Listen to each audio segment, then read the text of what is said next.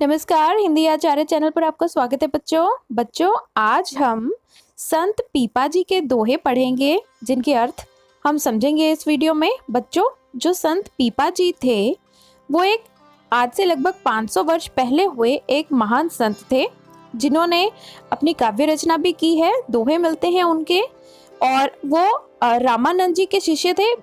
देखो बच्चों, जो रामानंद जी थे वो बहुत सारे ऐसे महान संत हैं भक्ति काल के जिनके गुरु थे। जैसे गुरु रविदास जी, उनके भी गुरु रामानंद जी माने जाते हैं। इसी तरह से पीपा जी भी हैं, वो भी कहते हैं कि रामानंद जी ही मेरे गुरु हैं। तो उन्होंने गुरु भक्ति के बारे में भी दोहे रचे हैं, उनके बारे में भी पढ़ेंगे। तो चलिए एक एक करके उनके दोहे पढ़ते हैं।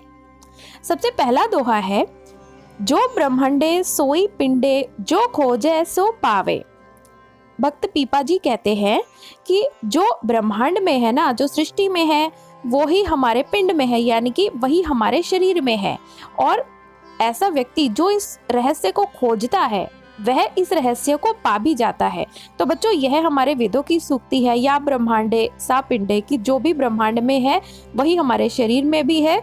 तो यानी कि वही चीज पीपा जी भी दोहरा रहे हैं कि जो कुछ भी इस ब्रह्मांड में है वही हमारे शरीर में भी है। आगे चलते हैं। पीपा प्रणवे परम तत् है, सतगुरु होए लखावे। पीपा जी कहते हैं कि जो प्रणव है ना, प्रणव ओंकार को कहते हैं बच्चों, कि जो ओंकार है वह परम तत्व है, यानी कि वह परम तत्व है। तो पीपा जी ने ओंकार को परम तत्व कहा।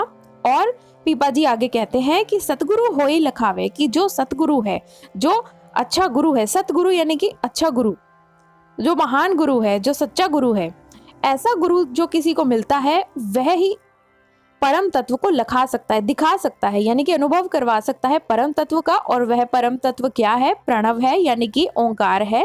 और इसी के साथ अहंकारी पावे नहीं, कितनोई धरे समाद।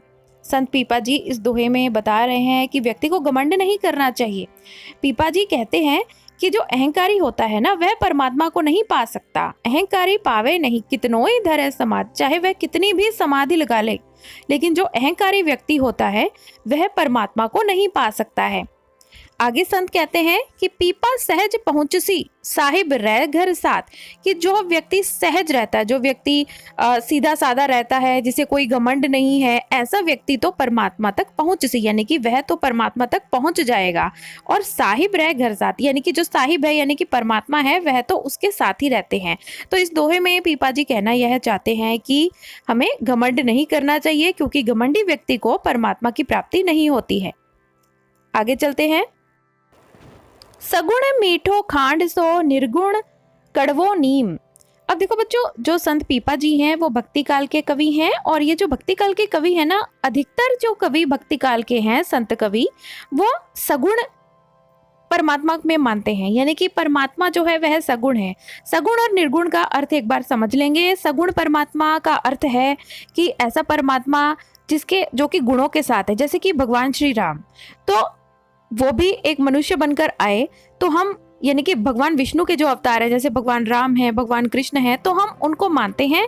और वे परमात्मा का सगुण रूप है, यानी कि गुणों के साथ, यानी कि वे भी एक मानव का शरीर लेकर आए और उन्होंने अपनी लीला की। तो हम इस तरह के परमात्मा को मानते हैं जो कि मानवों के बीच में आकर विचरता है।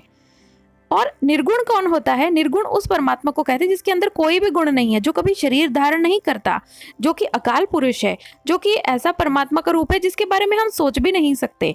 तो अधिकतर जो भक्ति काल के संत हैं वो निराकार परमात्मा की जगह साकार परमात्मा को अधिक महत्व देते हैं। तो वही अब इस दोहे में संत पीपा जी कह रहे हैं कि जो सगुण है ना, जो सगुण परमात्मा है वह तो खांड जैसा मीठा है, और जो निर्गुण परमात्मा है वह नीम जैसा कड़वा है। पीपा गुरु जो पुरुष दे, निर्भय होकर जीव। लेकिन आगे पीपा जी कहते हैं कि जो भी गुरु आपका जो गुरु है, अगर वह निर्गुण की भक्ति आपसे करवाता है, निर्गुण की प्राप्ति के लिए आपसे साधना करवाता है, तो आप वैसा उस चीज को निर्गुण परमात्मा को प्राप्त करने की कोशिश कीजिए। जबकि अगर आपका जो सदगुरु है वह आपको सगुण भक्ति के लिए प्रेरित करता है, तो आपको सगुण भक्ति करनी चाहिए। तो वो अपने विचार बता रहे हैं कि जो सगुण होता है वह खांड जैसा मीठा होता है, यानी कि सगुण भक्ति करने में जो रस है वो निर्गुण की भक्ति करने में रस नहीं मिलता है।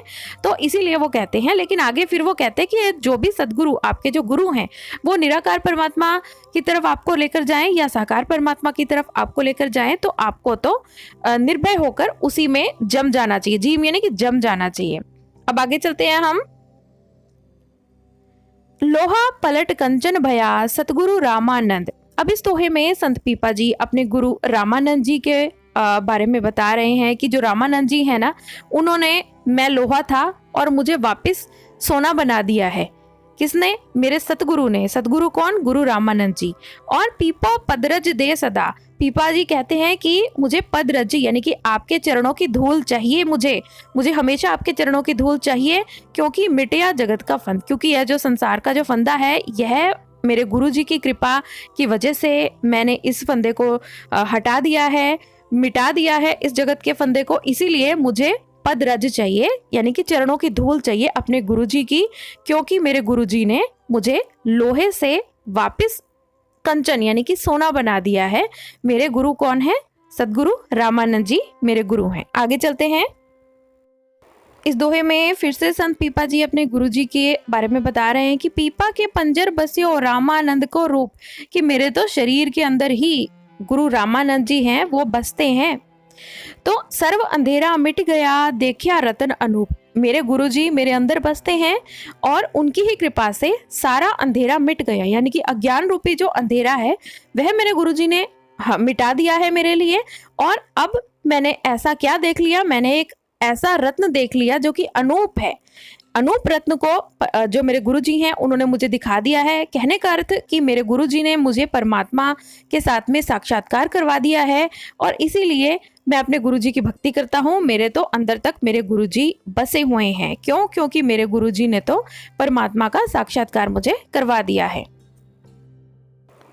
हाथा से उद्यम करें मुख सो उजरे राम। पीपा जी इस दोहे में कह रहे हैं कि एक व्यक्ति को हाथों से तो उद्यम करना चाहिए, मेहनत करनी चाहिए, परिश्रम करना चाहिए, और अपने मुख से परमात्मा भगवान श्री राम को की भक्ति कर रहे हैं ये, तो परमात्मा का नाम जो उच्चरो यानी कि उच्चारण करना चाहिए, यानी कि बोलना चाहिए। परमात्मा का नाम जपना चाहिए व्यक्ति को मुख से, और हाथों से क्या करना चाहिए? काम करते रहना चाहिए। और ऐसा व्यक्ति जो परमात्मा का नाम जपता है और काम भी करता रहता है, ऐसा व्यक्ति का जो धर्म है उसको वो सादा धर्म कह रहे हैं, कि वो सीधा साधा उस व्यक्ति का धर्म है, और उसके तो रोम रोम में राम रमते हैं, यानी कि उसके तो फिर कण कण में, उसके तो शरीर के रोम रोम में परमात्मा स्वयं आ जाते हैं। तो कहने का अर्थ क्या? तो संत पीपा जी इस दोहे में कह रहे हैं कि हमें अपना काम वगैरह नहीं छोड़ना चाहिए, हम अपना काम करते रहें, इसके साथ ही परमात्मा की भक्ति भी हमें करनी चाहिए। तो बच्चों, आशा करती हूँ कि आपको संत पीपा जी के जो दोहे हैं अर्थ सहित अच्छा लगा होगा ये वीडियो। आपने पूरा वीडियो देखा, आपका बहुत बहुत धन्यवाद इस चीज़ के लिए। ऐसे ही और वीडियोस देखने के लिए मेरे चैनल को सब्सक्राइब जरूर कीजिएगा। हिंदी आज